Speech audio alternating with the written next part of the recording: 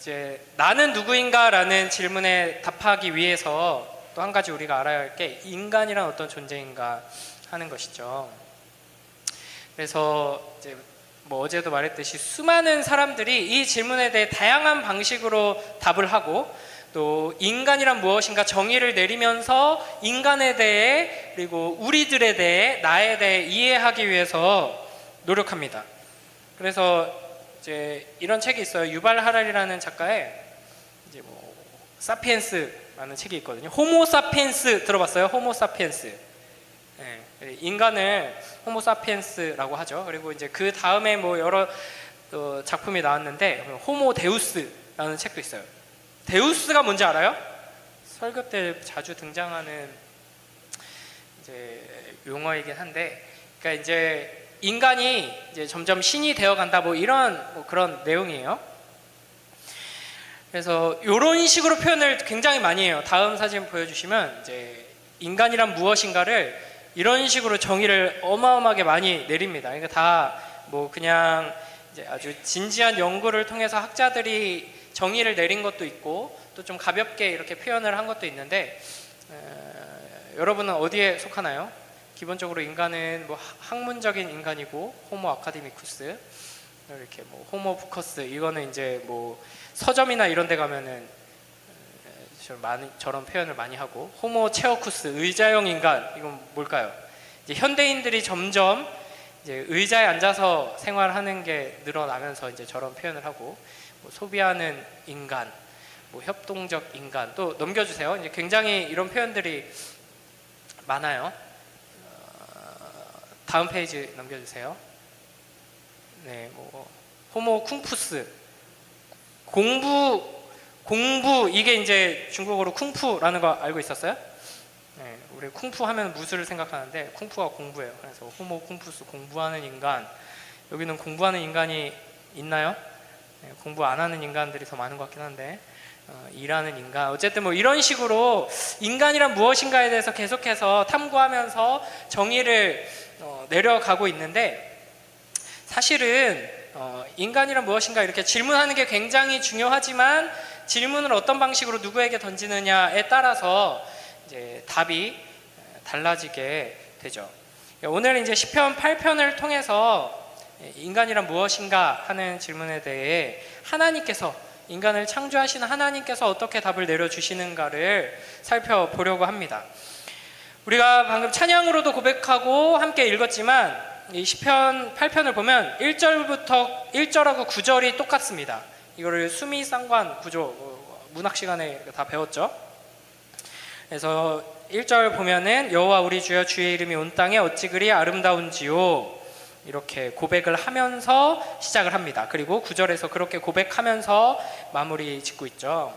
자, 이 9절들을 좀 하나하나 살펴볼게요. 먼저 1절 보면은 하나님을 두 가지로 부릅니다. 여호와 그리고 주여. 그래서 기본적으로 여호와라고 부르면은 이거는 우리와 언약을 맺으시는 하나님을 부를 때 여호와라고 주로 부릅니다. 그래서 하나님은 신실하시다라고 우리가 아까 찬양에서도 고백했고 자주 이야기하잖아요. 하나님이 신실하시다라고 할 때 어디에 신실하신 거냐? 우리와 맺으신 약속에 신실하신 거죠. 그래서 그런 하나님을 표현할 때, 부를 때 주로 여호와 이렇게 부르고, 또 주여 이렇게 부르죠. 주여, 이건 하나님의 그 권능과 그 위대하심을 표현할 때 주여 이렇게 부릅니다. 그러니까 이런 하나님을 대적하는 자들이 2절에 등장합니다. 주의 대적으로 말미암아. 주의 대적, 하나님을 대적하는 자들은 어떤 자들일까요? 또 다음 넘겨주세요. 이런 말 들어봤어요? 사람은 사람에게 늑대다. 그래서 이거를 이제 호모 호미니 루푸스 이렇게 부르는데, 그러니까 인간은 마치 늑대가 이제 아주 폭력적으로 이제 행동을 하듯이 사람이 사람을 대할 때 이렇게 늑대처럼 대한다라고 사람을 정의 내립니다. 그러니까 사실은 하나님께서 사람을 하나님의 형상으로 지으시고 하나님의 형상으로 지으셨기 때문에 하나님을 닮아서 사랑이신 하나님처럼 사랑을 하도록 목적하에 지으신 건데 하나님을 떠났죠. 하나님을 대적하죠. 그래서 하나님 사랑, 이웃 사랑에서 하나님을 공격하고 사람을 공격하는 존재로 이제 변하게 된 거예요. 그게 이제 우리의 현실인데, 이런 대적들에 대해서 하나님께서 이제 어떤 이들을 맞서게 하시느냐, 이 하나님의 적 그리고 인간의 적이 된 자들을 맞서도록 내놓으시는 이들이 바로 2절 한번 같이 읽어볼까요? 자, 오늘 보면 2절을 함께 크게 읽어봅니다. 시작. 주의 대적으로 말미암아 어린 아이들과 젖먹이들의 입으로 권능을 세우시며 이는 원수들과 보복자들을 잠잠하게 하려 하심이니이다. 이게 이제 하나님의 일하시는 방식이에요. 하나님의 그 영원하신 성품을 통해서 드러나는 하나님의 역사하시는 방식이죠. 그러니까 하나님을 대적하고, 그래서 인간이, 하나님의 형상으로 지음받은 인간이 타락해서 서로를 힘으로 이렇게 착취하고 공격하고 하는 현실을 우리가 살아가고 있는데, 그런 인간들이 만들어낸, 죄가 만들어낸 문제를 해결하기 위한 하나님의 해결책은 더 큰 힘으로 어마어마한 권력을 가진 자가 더 이상 폭력을 행하지 못하게 해서 평화를 이룩하는 그런 방식이 아니라 어린아이들과 젖먹이들 같은 자들을 통해서 하나님의 영광을 드러내시고 하나님의 통치를 이루신다 하는 거죠. 그래서 마태복음 21장 16절에 보면은 이런 같은 동일한 표현이 등장하고요. 또 이제 고린도전서 1장 맨 밑에 있는 것만 읽어봅시다. 지금 이미 밤에 안 자고 지금 이제 주무시는 분들이 이제 생겨나기 시작해서 이제 제가 몇 가지 좀 생략하고, 자, 맨 밑에 고린도전서 1장 27, 28절 함께 읽어봅니다. 시작. 그러나 하나님께서 세상에 미련한 것들을 택하사 지혜 있는 자들을 부끄럽게 하려 하시고 세상에 약한 것들을 택하사 강한 것들을 부끄럽게 하려 하시며 하나님께서 세상에 천한 것들과 멸시받는 것들과 없는 것들을 택하사 있는 것들을 패하려 하시나니. 아멘. 그래서 이 세상의 기준에서 보면은 약한 거, 뭐 이렇게 쓸모 없는 것들, 뭐 연약한, 힘없고 능력 없고 가진 것 없는 인간들은 무시당하죠. 그러나 하나님의 기준에서 보면 그런 자들을 들어서 사용하심으로써 하나님의 영광을 드러내시고 하나님의 나라를 세우시고 하나님의 일을 하신다라고 고백하고 있습니다. 자, 그 다음에 3절 보면은 주의 손가락이라는 표현이 나오죠. 그러니까 하나님의 능력을 나타냅니다. 주의 손가락을 통해서 하나님의 영광이 이 땅에 드러나는 거죠. 그래서 이 시편의 고백이 기본적으로 주의 이름이 온 땅에 아름답다 이렇게 고백을 하잖아요. 그러니까 여러분 뭐 어디 좋은데 여행 가거나 자연 이렇게 경치가 좋은데 가면은 감탄을 하게 되죠. 그런 적 있나요? 뭐 우리나라에도 뭐 물론 좋은데 많지만 제가 예전에 아내랑 설악산에 친구들 몇 명하고 이제 같이 이제 설악산 여행을 갔었어요. 그래서 뭐 이렇게 케이블카 타고 높이 올라가서 그래서 조금 더 걸어 올라가는 한겨울이었는데 막 눈 덮인 설악산 그 풍경을 다 보고 있는데 너무 멋있어서 저도 모르게, 저는 이제 외국을 거의 나가본 적이 없거든요. 그래서 이제 저도 모르게 와 이게 너무 경치 좋다, 알프스 같아 이랬는데 제 아내가 그 옆에서 되게 새침하게 알프스는 이렇게 안 생겼는데 이러더라고요. 재수없게. 근데 이제 뭐 물론 우리나라 설악산 뭐 자연 환경도 굉장히 좋지만 제가 예전에 이제 필리핀에 한 2주 정도 이제 단기 선교라고 말하기까지는 좀 그렇고 이제 보통 단기 선교라고 많이 하긴 하는데 이제 선교 여행을 갔다 왔죠. 근데 하늘에 별이 진짜 어마어마하게 많더라고요. 우리나라에서는 잘 보기가 힘든 것 같아요. 제가 이제 군대 갔을 때는 가끔씩 그런 어마어마하게 많은 별들을 보곤 했었는데 그렇게 이제 하늘의 별들을 보고 있으면은 자연스럽게 이렇게 감탄이 터져 나오고 찬양을 하게 됩니다. 군대 있을 때 마음이 많이 강팍해지고 이제 형제들 잘 들으세요. 여러분의 이제 미래니까. 요즘 군대가 아무리 좋아졌다고 한들 어쨌든 이제 갇혀 있는 상태로 계속 지내다 보면은 마음이 되게 어려워져요. 그리고 이제 힘든데 이렇게 막 밤새 이렇게 경비를 서요. 총을 들고 막 철책 앞에서 이렇게 서 있다가 계속 하늘을 보다 보면은 진짜 별들이 어마어마하게 많고 진짜 우주가 어마어마하게 광대하다는 게 이제 지식으로 아는 게 아니라 그냥 느껴져요. 하늘을 계속 보고 있다 보니까. 그러면서 내가 얼마나 작은가, 이 광활한 우주에서 지구가 얼마나 작은가, 그리고 그 지구 안에서 내가 얼마나 작은가, 이게 느껴지거든요. 그러면서 그런 나를, 그러니까 이렇게 크고 광대하고 아름다운 우주를 지으신 하나님께서 나를 사랑하신다니, 이걸 생각하니까 막 찬양이 터져 나오더라고요. 그러니까 오늘 이 시인이 고백하는 게 이런 겁니다.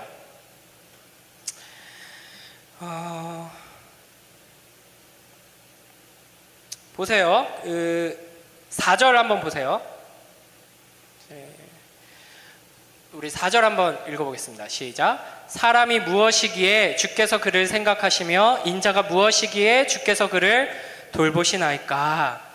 그러니까 뭐 별들을 보면서 자연환경을 보면서 아니면 이제 과학자들이 우주를 탐사하면서 발견해낸 하나님의 창조의 그 광활함과 아름다움을 보면서 감탄하게 되죠. 와, 하나님은 진짜 크시구나, 하나님은 진짜 위대하시구나, 그 압도되면서 하나님을 찬양하고 높이게 됩니다.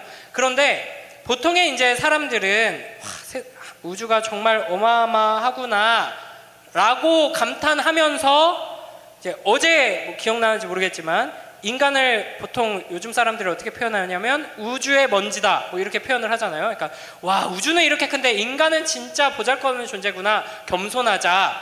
뭐 우주에서 우리가 사는 이 지구 보이지도 않는 무의미한 점일 뿐인데 뭘 그렇게 욕심내면서 막 서로 싸우면서 막 분노하면서 그렇게 사냐, 그냥 서로 사랑하면서 살자, 뭐 이런 식으로 이제 결론을 내리거든요. 근데 이 시인은 어떻게 이야기하냐면 우주가 이렇게 어마어마하게 크고 아름답고 위대한 하나님의 창조의 작품인데 이 우주를 보면, 자연 만물을 보면 하나님이 얼마나 크신지가 보이고 느껴지는데 그 크신 하나님께서 도대체 이 사람이 뭐기에 그렇게 마음을 쏟으십니까? 라고 감탄하는 겁니다. 돌보시나이까, 이게 어떤 의미냐면 방문하신다 라는 겁니다. 찾아오신다.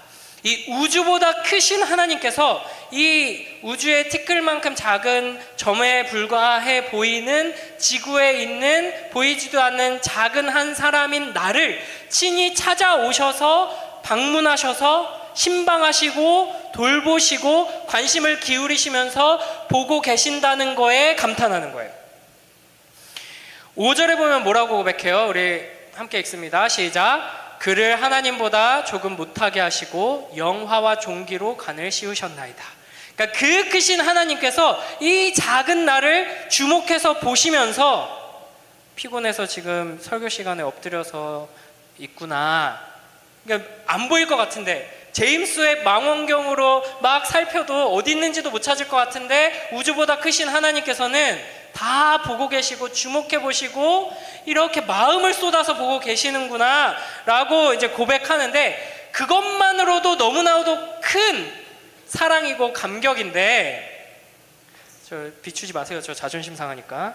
자, 그것만 해도 너무나도 큰 감격인데 그런 나를 어떻게 여기시냐면 하나님보다도, 그러니까 이 우주가 이렇게 큰데 나를 주목하신다는 건 이 크고 광활하고 아름답고 놀라운 우주보다 네가 더 소중해 라는 표시잖아요. 나는 지금 널 보고 있어. 네가 제일 중요해. 나는 저기에 어마어마하게 인류가 아직까지도 밝혀내지 못한 신비로운 뭐 블랙홀, 뭐 암흑물질, 이런 것들 아름답지, 신비롭지, 광대하지. 그러나 나는 작지만 나의 형상으로 지음받은 너를 주목하고 있고 너에게 관심이 있고 너에게 마음을 쏟고 있어. 이것만 해도 너무나도 놀라운데 너를 나보다도, 여기 뭐 어떻게 표현하고 있어요?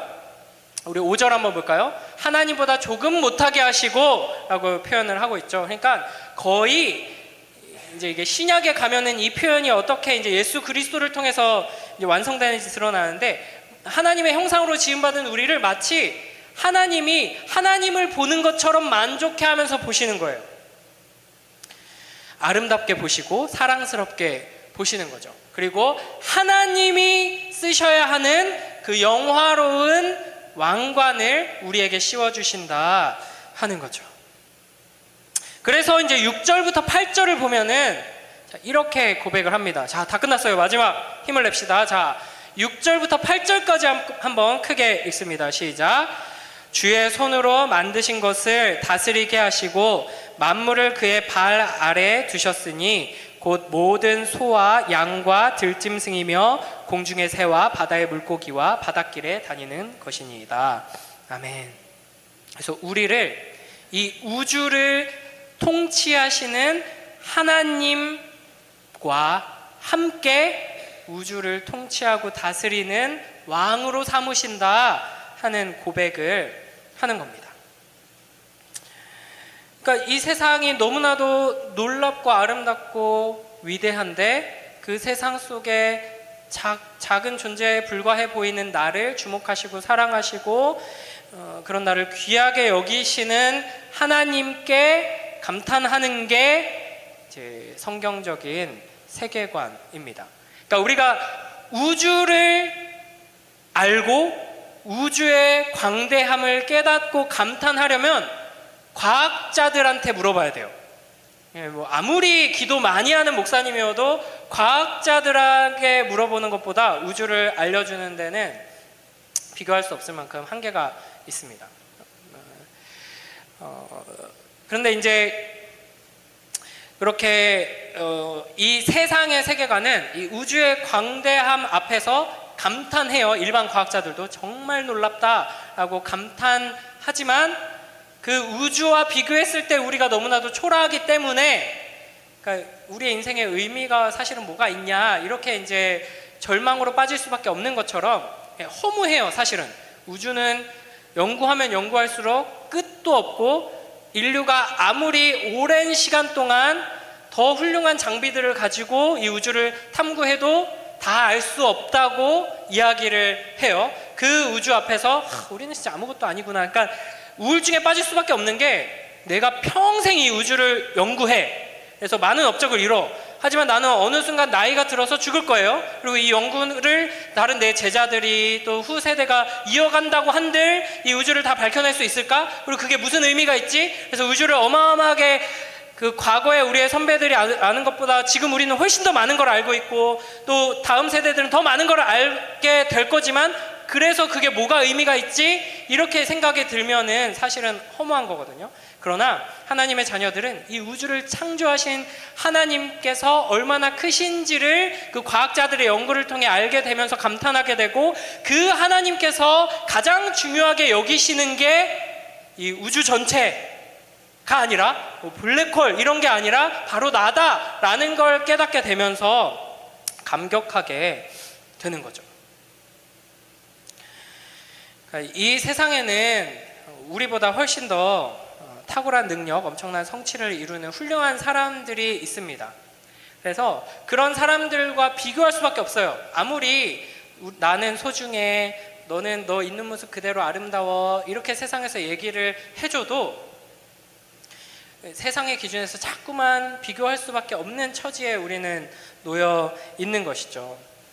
그러나 오늘 본문에서 시인은 이 모든 것들을 만드신 하나님께서 나를 가장 가치 있게 여기신다라는 것을 깨닫고 감격하고 있습니다.